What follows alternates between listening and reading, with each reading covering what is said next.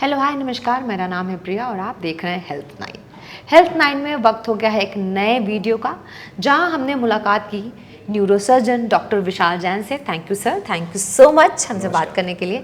तो जो ब्रेन है वो हेल्दी कैसे रहेगा और क्या क्या कर सकते हैं उसको हेल्दी रखने के लिए, क्योंकि अगर वो गड़बड़ हुआ तो पूरा जो शरीर है वो उथल पुथल हो जाता है ना। बिल्कुल सही बात है ना।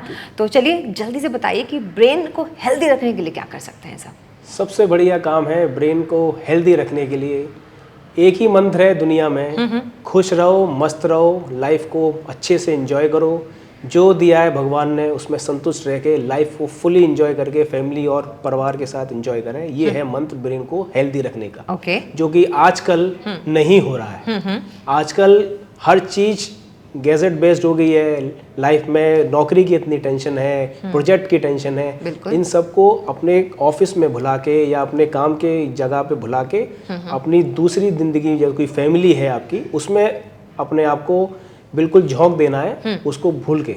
तभी आप जिंदगी में मस्त रह पाओगे, तभी आपको ब्रेन हेल्दी अपने आप को महसूस करोगे। ठीक है, अब ब्रेन से याद आया सर, आजकल ना हेडेक्स के मामले बहुत ज़्यादा सुनने में आ रहे हैं ना। अलग अलग तरीके के हेडेक्स होते हैं। तो आप जब डील करते हो इन हेडेक्स से, वो कैसे डील करते हो और कैसे कैसे हेडेक्स आते हैं आपके पास, मतलब उनके जो पेशेंट आते हैं वो किस किस तरीके के होते हैं? देखिए, बिल्कुल सही कह रहे हैं आप। हेडेक्स बहुत प्रकार के होते हैं। सबसे कॉमन हेडेक जो आजकल आ रहा है वो है एंजाइटी हेडेक। मतलब आदमी इतनी चिंता और व्यस्त है कि उसको समझ में नहीं आ रहा है कि ये हेडेक है या मैं चिंतित हूँ या मैं परेशान हूँ। हमेशा इरिटेट रहेंगे, किसी से बात करने में लड़ाई झगड़ा, फैमिली में भी ठीक से बात नहीं कर पा रहे हैं, ऑफिस में मन नहीं लग रहा है, नींद नहीं आ रही है। तो एक तरह से ये एंजाइटी हेडेक होता है। दूसरा होता है क्लस्टर हेडेक। क्लस्टर हेडेक तो बहुत सीवियर हेडेक होता है, उसका अलग कॉज होता है, उसमें दिमाग की नसों का थोड़ा सा प्रॉब्लम आता है। थर्ड हेडेक होता है, मोस्ट कॉमन है माइग्रेन। माइग्रेन हेडेक जो ज्यादातर फीमेल्स में देखा जाता है। ये ओकेशनल आता है, साइकिल्स में आता है, लेकिन ये भी पूरा इलाज है इसका।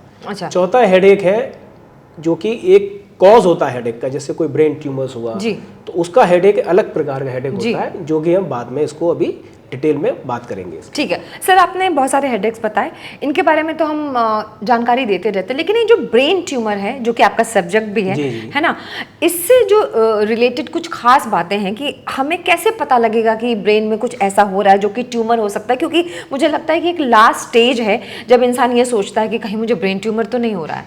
तो इससे इनिशियली कैसे पता लगाएं सर? देखिए, सबसे पहले इस जो भी हेडेक होता है आप इसको बिल्कुल इग्नोर ना करें जी। सबसे पहले आप अपने एक स्पेशलिस्ट के पास जाएं, जो भी आपके पास में अवेलेबल हो जी।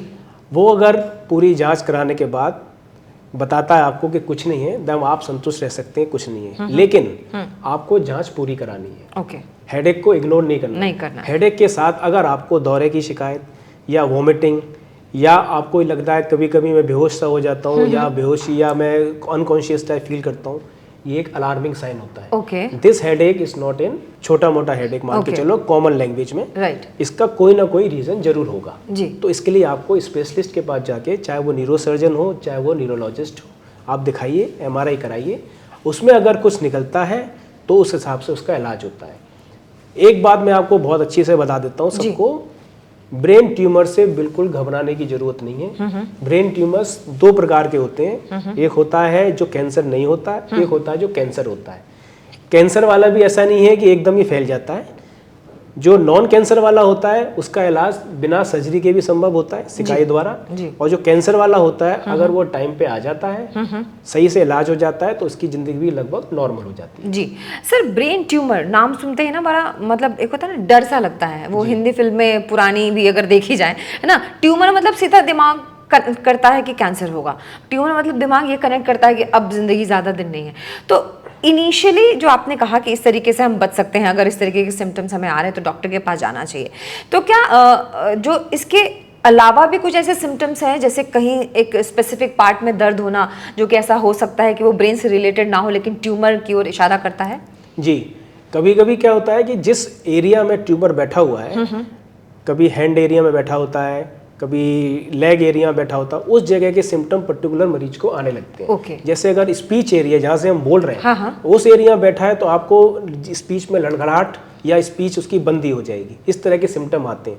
अगर ये इस साइड बैठा हुआ है, जिसको वे टेम्पोरल पार्ट कहते हैं, उसमें पेशेंट को मेमोरी लॉस होता है। ओके। मतलब पेशेंट को भूलने की बीमारी से पेशेंट आएगा आपके पास कि मुझे चक्कर आ रहा है, मैं चीज़ों को याद नहीं रख पाता हूँ, तो एक ये अलग तरह का एरिया वाइज प्रेजेंटेशन होता है। वैसे जनरलाइज चीज़ देखें तो एक overall headache is the vomiting and loss of consciousness with seizure, मतलब कि मिर्गी के दौरे टाइप, ये कॉमन प्रेजेंटेशन होती है। एरिया वाइज देखेंगे फिर वो क्लिनिशियन ही आपको बात आपसे निकलवा के आपको पता कर सकता है कि कहाँ से है। और बाकी जो आप इन्वेस्टिगेशन कराएंगे उसमें वो क्लियर हो जाता है। ओके सर, इसके कॉजेज क्या होते हैं, मतलब क्यों होता है ब्रेन ट्यूमर? देखिए, ब्रेन ट्यूमर का आज तक कोई कॉज पता नहीं कर पाया है। अच्छा। लेकिन स्टडीज चल रही हैं कि रेडिएशंस या वो मोबाइल्स हो या गैजेट जो भी हो, long exposure to these things, कानों में ब्लूटूथ का जो लगा के जो आप ज़्यादा इस्तेमाल करना, जिससे हेयरिंग लॉस और वहाँ का जो नर्व का ट्यूमर भी देखा गया है। तो अभी एक्सपेरिमेंटल स्टेज में है, कोई प्रूव्ड स्टडीज नहीं है, but yes they can be A cause. Secondary एक जेनेटिक कॉज भी होता है जो कि बहुत कम परसेंटेज होती है। बाकी चीज़ अभी तक क्लियर नहीं है कि ब्रेन ट्यूमर क्यों होता है, क्या इसका रीज़न है। हाँ, ट्रीटमेंट अवेलेबल है जो कि हम करते हैं। सर, इसकी कोई एज स्पेसिफिक है कि जैसे टीनेज में होता है या फिर एडल्ट्स में ज़्यादा होता है, बच्चों में नहीं हो सकता, फीमेल्स में ज़्यादा होता है, कुछ ऐसा है? जी, कुछ ट्यूमर्स ऐसा कुछ नहीं है। कुछ ट्यूमर्स मेल्स में कॉमन है, कुछ फीमेल्स में है, कुछ बच्चों में भी है, जिनको भी पीडियाट्रिक ब्रेन ट्यूमर्स बोलते हैं। ऐसा कुछ स्पेसिफिक मेंशन नहीं है कि ट्यूमर कब कहाँ किसको हो जाए, कुछ नहीं कह सकते। हाँ, कुछ ट्यूमर्स फीमेल में कॉमन होते हैं, कुछ ट्यूमर्स मेल में कॉमन होते हैं, लेकिन ओवरलैपिंग भी होती है।